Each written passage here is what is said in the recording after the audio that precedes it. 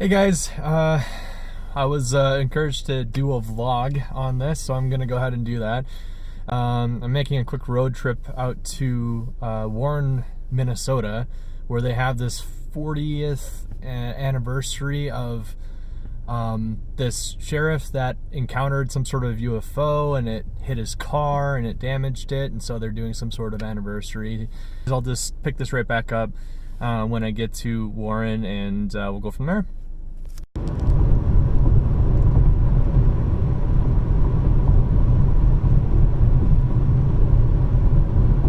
So I made it to Warren, Minnesota. Just got here to Marshall County Museum.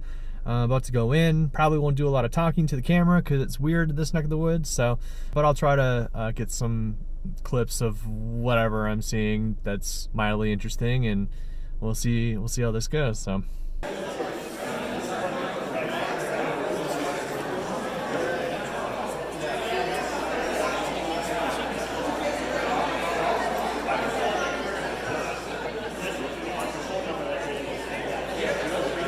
They did, man, they did.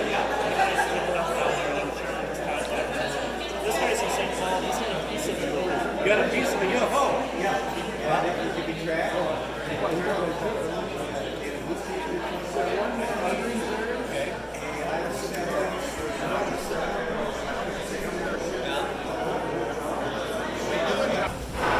I was told when Mike first called me, he said, "You don't have to speak. Okay, just hang around, people will talk to you." So I did not come prepared for this, and I got here. You're on the list to be up here. So I will just tell you what happened 40 years ago. I had just started here in Marshall County as a dispatch jailer in early that year of '79. And so, but my wife and I were good friends with Val and his family. We went out and visited him out in Oslo and with his kids and our kids. So I got to know Val pretty well. And he was a by-the-book officer. So Val would come on, every time he'd come on, the dispatcher would always say, he'd say 10-8, and we'd go 10-4, and we'd give the time. And Val would then, right there, make sure his watch and his car clock was the same. So he just strictly did that every time. It was a habit of his. So later on, it was later in the evening when this incident happened. I was at dispatch. It was nice and quiet, nothing going on. And of course, Val comes on right away. I think his number was 406, if I remember right, and the base is 400. So he comes on 406, 400. Said, "Go ahead, 406." And he goes 1088 at 5 and what's that? 220. So I said, "Okay," and I looked. I said, "What's 1088?" Luckily, we have the forms taped to the console there, all the numbers. I looked at 1088. Officer needs assistance. Oh, so I said 10-4. I says, "I'll get somebody out there right away," and I right away called somebody, one of the other officers. Greg Konskowski and Stephen, and so he was going to go down there. And then I got back on the radio. I said, "Are you okay? What happened?" And he was just, all of a sudden he started to get confused. First he sounded, like his normal by-the-book self and had it all under control, but I could tell that he was starting to waver. And he goes, "I don't know what, something hit me." He says, "I don't know what happened." And so I tried to keep, talking to him a little bit, and before the officer got down there and took care of him. But as I talked to him, and I could tell he was getting just more and more shook up. It was starting to hit him. And so I waited after a while, and they brought him in to the office a little later on. I was still there. And he had patches over his eyes. They'd taken him into the doctor in the hospital, because he had what they thought was, the doctor said, looked like welder burns on his eyes. His eyes are really burned. And so we talked a little later and found out what the heck happened, what he saw. And I remember, I went through this whole thing, and man, it was just getting weirder and weirder by the moment. And I remember him telling me, well, I come up to 220 on 5, and I looked down and saw a light over the road down there. He says, about a mile or so down. And I turned, I thought it might be at that time he said he thought it might be a plane that had to make an emergency landing. It's a big light. So he he turned down, started to go down that way, and all of a sudden, bang. That's all he remembers. The light was right on top of him. And that's the last he remembered. And apparently he had been out unconscious for a little while before he called in. And I'm not talking, he's telling the story, and I'm just, I'm getting shook up. Because this is really strange. And I remember all the things that went on after that. And we had people calling from all over the world about this incident. I mean, it got out on the radio, whatever, on the news, all over. And we had people calling for a good 2 weeks, calling us. One guy called, he was a mathematician, and he says he can say how this all happened mathematically.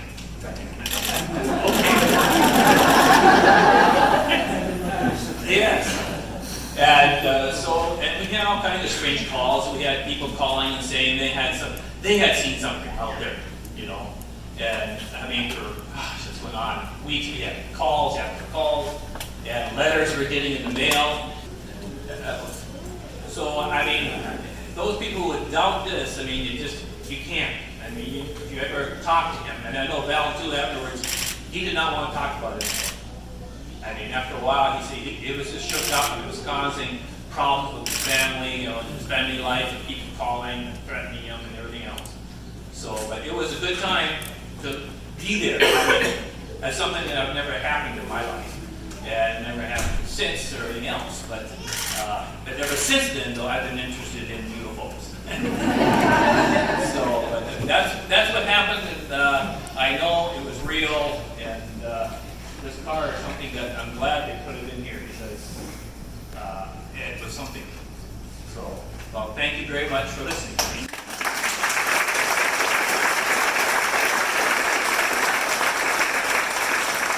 In Canada alone, there's about 1,000 UFO reports that are filed every year. In Canada alone. And we know that there's about 10 times as many in the United States. So 10,000 UFO reports in the United States in 1 year. That's a lot of reports. And I mean, I can ask the obvious question. Show of hands, who believes in UFOs? Well, of course you're here.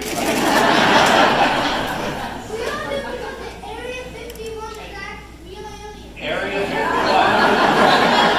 And he's going to be storming that place like you wouldn't believe. But here's the thing. We know we've done some studies, we've done a number of polls nationally, and we know that about 10% of all North Americans believe they've seen a UFO. Hands up who think they've seen a UFO. You're a good company. 10% of 1 in 10 people. And you can go to a party or just hang out at a bar, your family picnic, and the conversation will come up. Have you, I didn't see something, but, Uncle so-and-so, that one. We're fairly certain that he saw something. And then you go around, and people have been reporting these things. We go back literally hundreds and hundreds of years in North America, both in Canada and the United States. The oldest one that I know of in Canada goes back to 1792, and in the United States back to the 1600s. Things that people have seen in the sky. Now, I first heard about Val's experience, like most of you, from what was broadcast on TV and on the radio. I heard about it, probably on the Wednesday, maybe. And I called the station, and I was told, as far as they knew, it had already been investigated by the Center for UFO Studies. That's Alan Hendrick, that was just mentioned. He's acted so wonderfully, by the way. And since it was pretty close, I thought, well, maybe we'll take a look into this one. It seemed to have all those elements that made a good case. And I can't, it was mentioned very briefly, but I can't emphasize this enough. This particular UFO case ticks all the boxes. It happened to a police officer. It was investigated by police right away. We have evidence that something happened. We don't know what it was, but we have evidence that something happened. Something happened to the witness. You know, he was taken to the hospital, checked out, and we have some mysteries about what's going on. And we can find the place. We know exactly where it is, where it happened. And the witness himself, although he's reluctant, he actually did talk to many, many people. You know, That's Incredible and a few other shows. So we have all the elements of a fantastic case. And then in 1980, in April, we held a UFO conference up in Winnipeg, and we invited Val to come up. He came up with Greg Wiskowski and Everett Doolittle, and they answered questions and sat down and talked with us up at the University of Manitoba. We had physicists, we had biologists, we had some of the best minds that I could have brought together. And we were just talking with them, and we had a great conversation. And I actually put on YouTube recently an audio recording of part of that. And I actually brought a copy of the audio recording, and we're donating it to the Marshall County Historical Society here, along with a lot of our original investigation files and photos and things. So the display is going to get better, I know. It's going to be fantastic. Now, it was the consensus of everyone at the 1980 UFO conference that the damage to the police car was not consistent with it being hit by an object of any kind, including ball lightning. Now, we like ball lightning. I don't know, I actually have seen ball lightning myself. It's very, very rare. Just out of curiosity, has anyone else in this room seen ball lightning? I see a gentleman over here. My mother. Your mother? Was coming and rolling across the back of the chairs as they were having supper, I believe, Mhm. and then went down and cracked in the floor. She was saying that the ball lightning rolled around the chairs and then fell into a crack in the floor. That's typically what it does. The one I saw was actually rolling along a telephone line. And what about yours? Is yours like that too? Rolling along the ground. Well, this doesn't sound like what happened to Val. And there's actual physical damage. I mean, the light, maybe blown out, but the cracks and the other stuff, I don't know. So I'm not sure what it was. But the injuries to Val were very, very puzzling, as was his fact he was knocked out for 39 minutes, and the 14-minute discrepancy of the clocks and the wristwatch.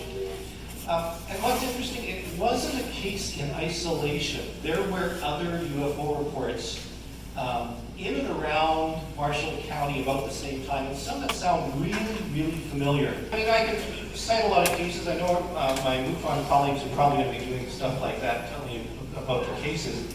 What I will say is that, my background's in astronomy, so yeah, I studied about the possibility of aliens being out there, and I share the belief, along with most of my astronomy colleagues, that there probably is life out there somewhere. This doesn't prove it. What we can say is we don't know what this was. And we think it's a possibility that given enough circumstances and the right conditions, that there might be aliens traveling between the stars. We have no idea how to do that. Somebody was mentioning quantum physics and things like that. Yeah, I've taken those courses. We don't have anything like that. It's all, might as say that pixies did it, which would work for me. But the thing is, it's possible that they could be traveling between the stars. We don't know how to do it. Go home and think of it possible. People are saying, I don't believe any of that sort of stuff. He's just crazy. He made it up. And I said, yeah, you know what? He didn't make up these.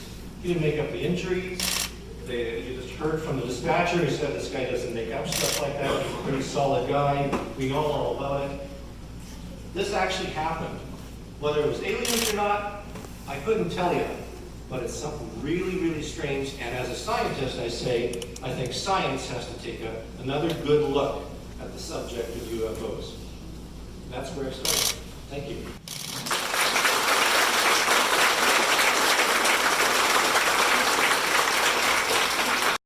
Given the nature of like strange physical evidence and even stranger eyewitness testimony, conclusions about like it being a UFO, I think are reasonable. My question is, do you think this UFO is man-made or not man-made? The question is, given the physical evidence is very, very strange, we think that the UFO that was seen was man-made or not man-made. I'll give this to Okay, not seeing the nameplate on the equipment, it's hard to say, but if they analyzed the metals or elements that were used in this structure of some of these objects, and if they found that the isotope ratios were different than the earthly ratios, you have pretty good evidence that they were not made on Earth. And in fact, I understand that this is the case in some cases where they found pieces of alleged UFOs. All right, so interesting, very interesting hearing the eyewitness testimony, or at least what was recalled back then, and then seeing the physical evidence. And then at the end, asking them directly, I don't know if you could hear or not, asking them directly, do they think it was man-made or not man-made? A very A or not A kind of question. And one of them, and actually asked off camera, a second person, they both think that it's not man-made. It's just strange. You know, it's strange because it's just not just physical evidence. If it was just physical damage to the vehicle, I could probably say it was some sort of like drone being tested in 1979 and caused damage to this car at night. But what's interesting is the additional like eyewitness testimony that happened, where the officer had to go to the hospital to receive like treatment for his eyes, passed out, and then like the clock in the car and on his watch like stopped for 14 minutes. So I don't know what to think of all of this. Is it strange? Yes. Do I think it was some sort of like UFO that was not man-made? No. I do think it's probably man-made. Do I know of something that can do all that stuff given all of the evidence? No. But it was interesting. Well, there you have it.